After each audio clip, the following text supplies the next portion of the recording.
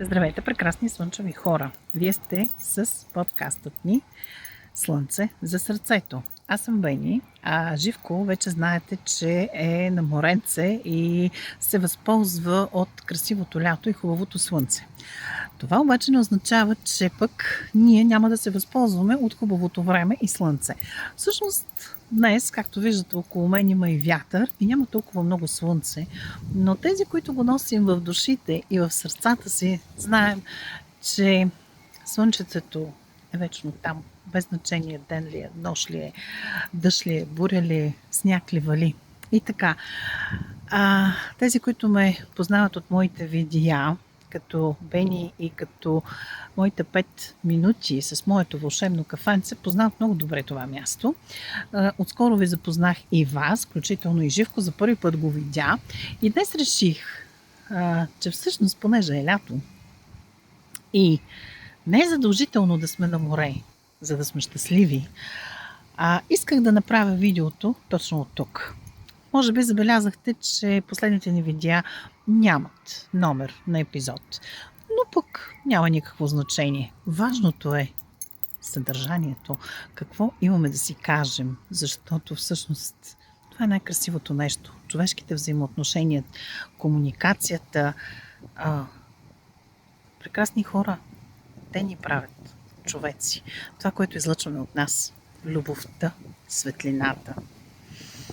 Другото е без значение. И когато сме здрави, аз мисля, че щастието е пълно. И така, понеже уточнихме, че без значение, че ние не сме на морето, тези пък, които сте на морето, просто ще чуете една много хубава морска история, която всъщност ми попадна и ще ми позволите, прекрасни хора, да чета, защото това не е мое и няма как да ви го пресъздам, защото ако аз ви го разкажа, ще бъде по различен начин. Докоснаме начинът, по който е написано и понеже е свързано точно с лятото, с морето, с хубавите неща и с това, което ви говориме, искам да слушате много внимателно и ще разберете какво имам в предвид. Същността на живота е точно това. И сега, преди да започна с тази красива лятна история, която намерих из публичното пространство, искам да ви задам един въпрос. Хей, прекрасни слънчеца! Знаете, че тези дни са уникални и вълшебни. Навсякъде астролозите ви го казват, понеже аз не съм астролог и не ви го говоря. Но знаете, че енергията е сбъдваща и искам сега да ви попитам. Посяхте ли вашите мечти? Посяхте ли вашите семенца? Поливате ли ги с чувства, с любов, със спокойствие? И така, аз се впускам към вълшебната история. Още веднъж ви моля да ми извините, че чета, но много ме докосна и нямаше как да ни ви я споделя. И така, имало едно лято, което никога не бързало. То се разхождало посо по поляните в ранните утрени, събирало капчици роса в джобовите си и ги превръщало в малки звезди за вечерното небе. В края на една слънчева пътека живеела млада фея на име Луна.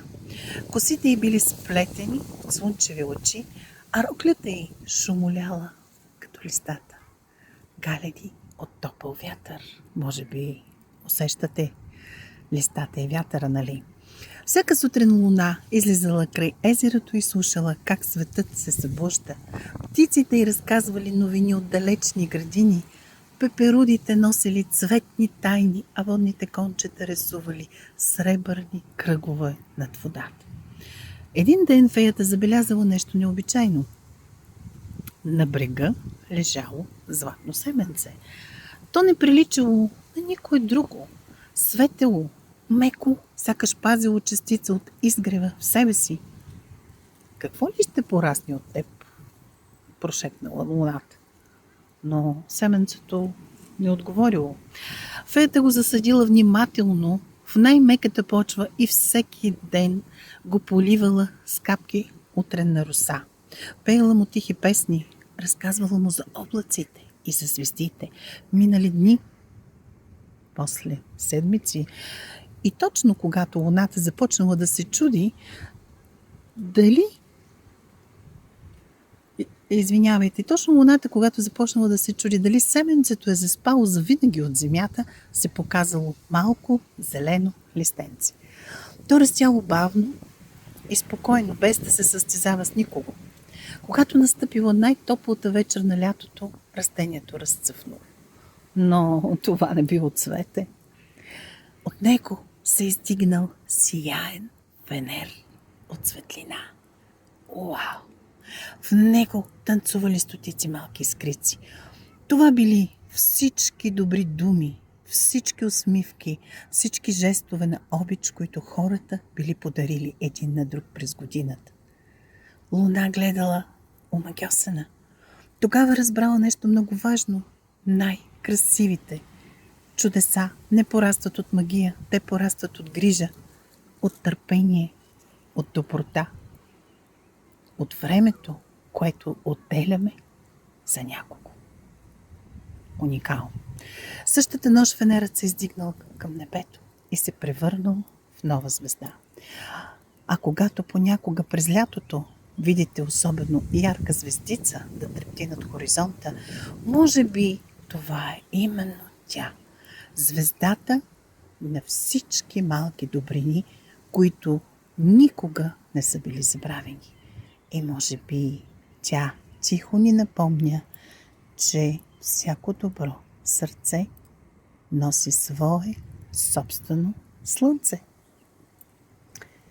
Пожелавам ви, прекрасни хора, да пазите своето слънце живо, да го споделяте щедро и да помните, че понякога най-голямата магия е просто да бъдем добри.